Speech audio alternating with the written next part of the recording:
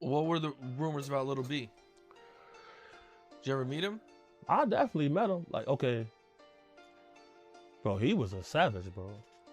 He was a little bit more advanced than a lot of them other guys over there. He was on that, bro. Like the police would come to the barbershop and say, like, yeah, if this guy comes over here, we don't want him on this street. You call us immediately type of activity. He got killed by the police because he wasn't afraid of nothing. He gonna get crazy with you for sure. Another person, man, that I always hear about is Little B.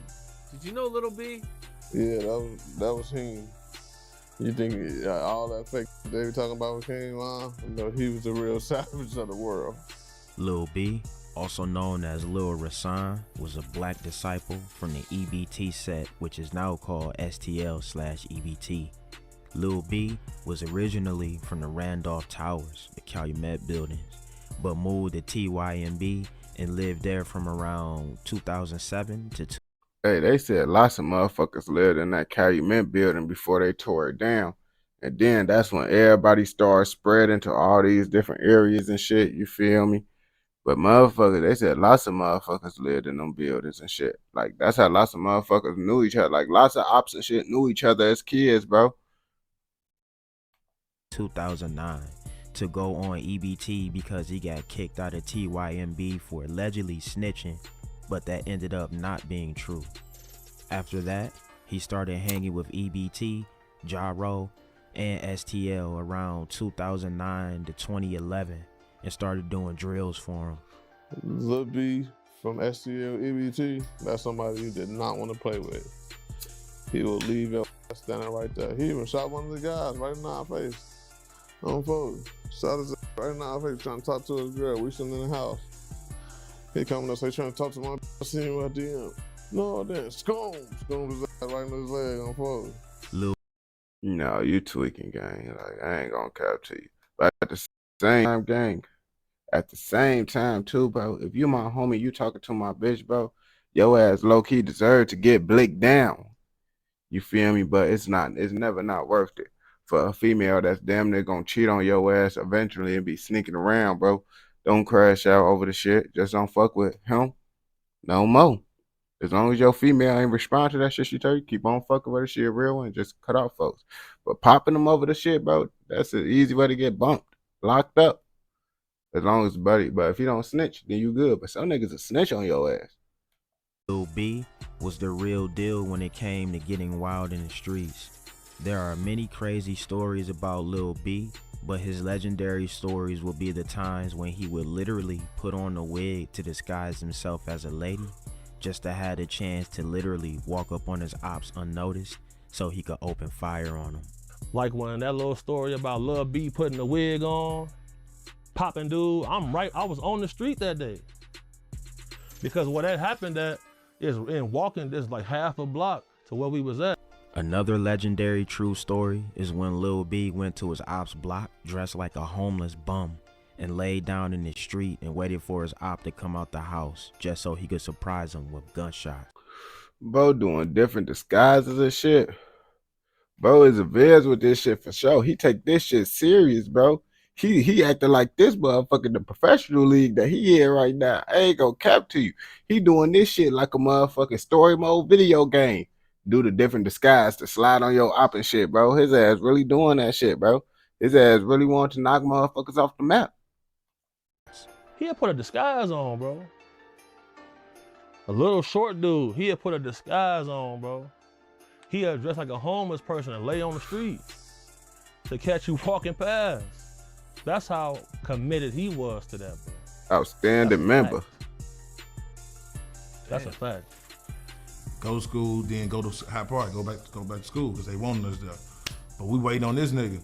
Man, folks call the phone, they blow at folks at Lil B9. Folks walking up the block, but he like on, I want to say 66 through 67 part up there, somewhere up in there. So folks walking up the block, he see a nigga. It's like he can see him, but it's like his vision like tell him, you know how to catch you off guard. You see somebody, but you're not sure it's them, so you keep trying to like look. So he thinking it's somebody else, like it's a homeless motherfucker. So folks ain't paying no attention, man. Folks go past and walk past. That folks trying to go past, Lil B raised up on folks now. Get to try to up that. The folks already on point. Supposed get up out of there on boat. Lil B up that bitch, blow that bitch free time. Law. He had like a 357. On July 17, 20. Oh, had a 357. That's why his ass missed. That's why his ass missing shit. I ain't gonna cap to you. If he would have hit folks, oh yeah, he would have been cooked. He would have been cooked for sure. 11, Baldy from 600/Front Street was shot and killed by Lil B while he was sliding with mob members. Buka 600 tried to shoot back and ended up shooting himself in the leg by accident. 600 started going by Baldy. How the fuck you shooting at someone? I feel like shooting yourself in the leg unless you sitting down. But nah, how the fuck you shoot yourself trying to hit somebody, gang? How you do that, gang? Like, how you do that? World to honor him. On September 26, 2011, Jizzle from Squirt Town was shot and killed by Lil B and Tutu from Gyro City. Rumors around this murder stated that K.I., FBG Butter, and other members were involved, and that Jizzle was stood over and shot by 4 to 5 people, but that was false. Jaja from Gyro City and Skinny/G Skinny from Gyro City were present at the scene, and Skinny would tell CPD after Lil B died that him and Tutu committed this murder. Jizzle was rumored to have 2 or 3 bodies, though it is unknown who they were, but he used to slide on Gyro City a lot. This case is closed due to the death of the offender according to CPD. Multiple members stated Lil B was going to try to kill Tutu because Lil B thought Tutu was snitching, but the whole situation was solved. On November 10th, 2011, Tutu from Gyro City would be walking in the alley smoking weed in the area of 62nd and Eberhard when C-Day 600 ran up on Tutu and shot him once in the head and once in the chest/torso. Tutu would be found dead in the alley by a man walking his dog. C-Day took on the name 22 Shots. I know folks says damn nigga get scared as hell, bro.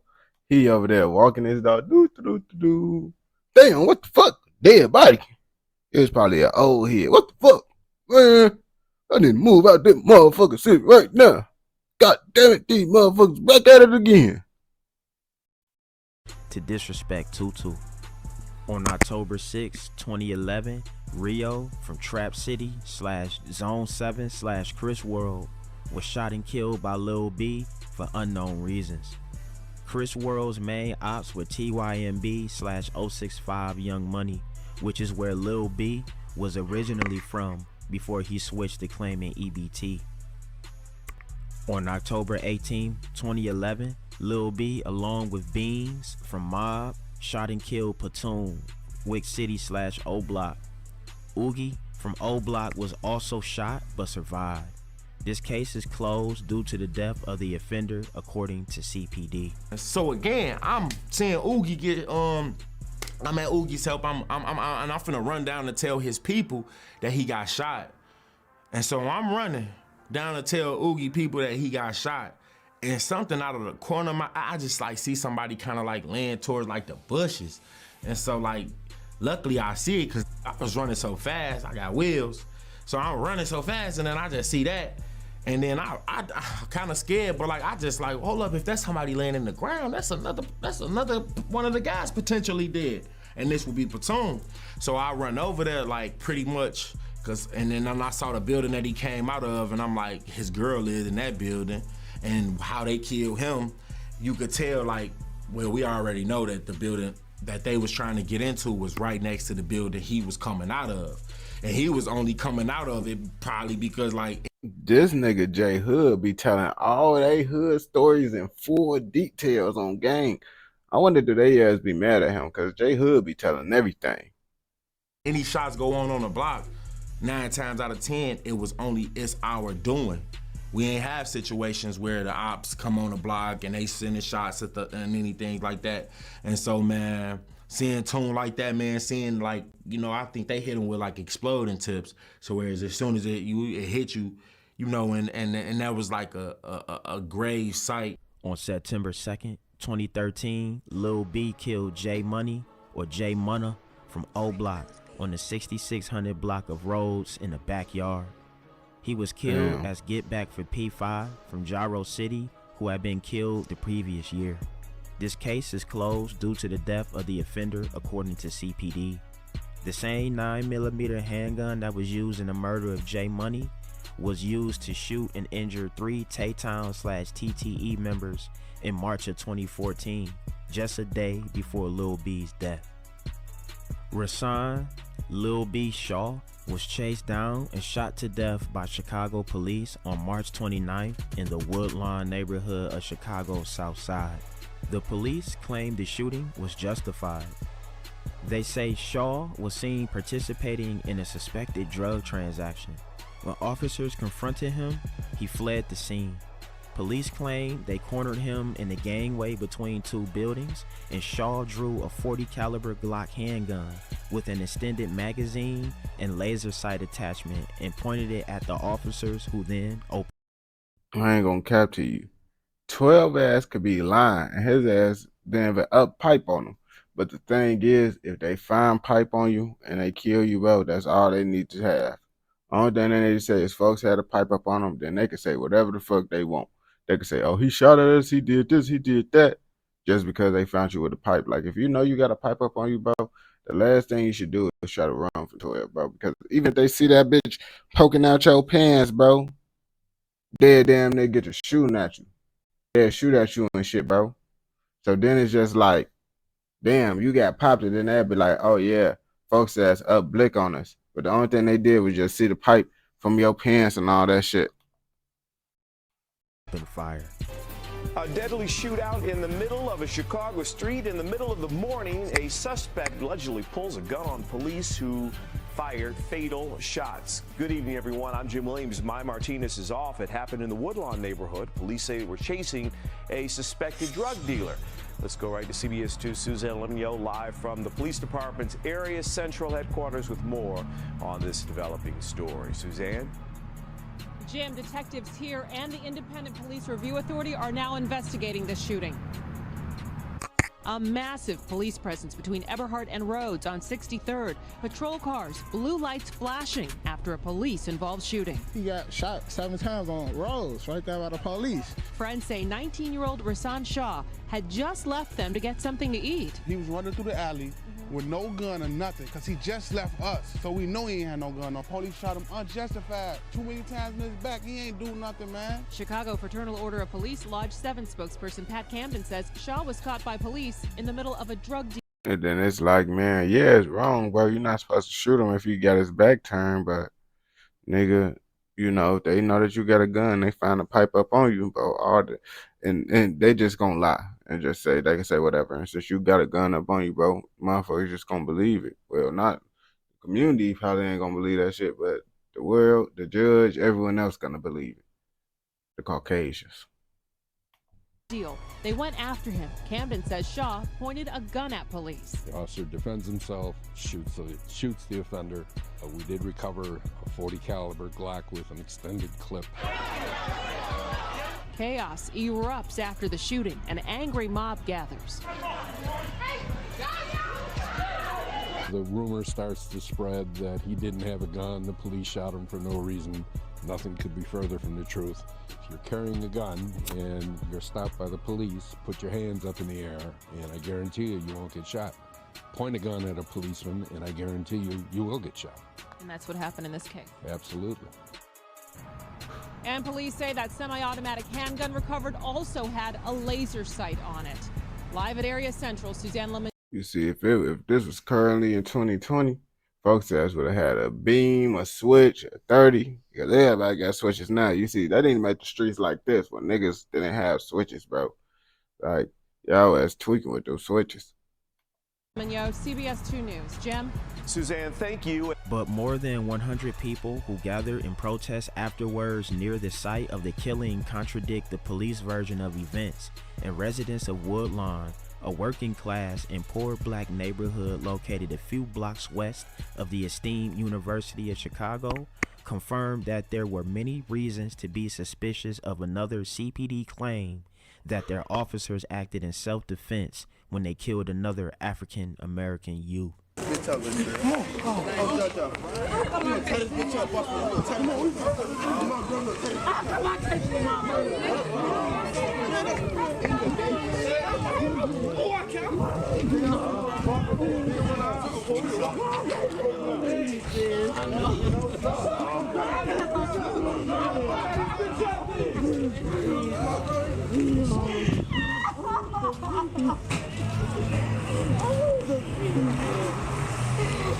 why they won't let her through? Let her through. Let her through. Let her through. Don't you go over there. Don't go over there. Oh.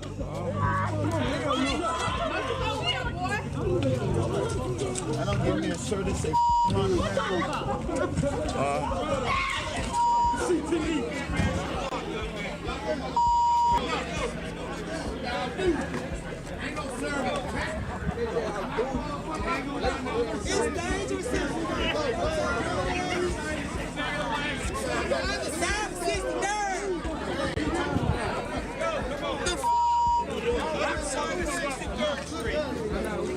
Other side of 63rd Street. This shit only happened in Chicago, y'all. Only in Chicago, y'all. Walking right that way.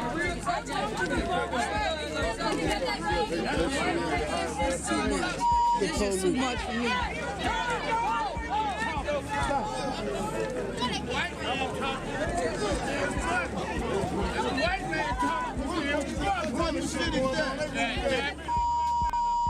Talk all about on the other side of the street.